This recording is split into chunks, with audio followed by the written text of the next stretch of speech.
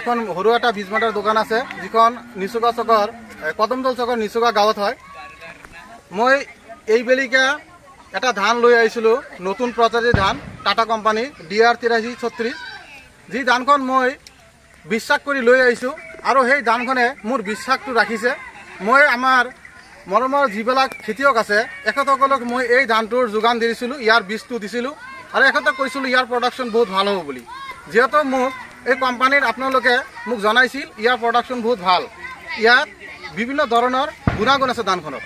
আৰু মই সেই হিচাপত ধানটো দিয়াৰ পিছত যিমানখিনি ফিডবেক পাইছোঁ মই সঁচাকৈ সুখী।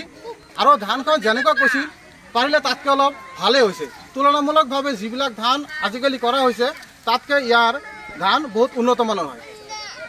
আৰু মোৰ দোকানখনত আছে আৰু মোৰ মোবাইল নম্বৰটো হয় 8876185370। হয় দাদা, আপুনি কাট কৰে।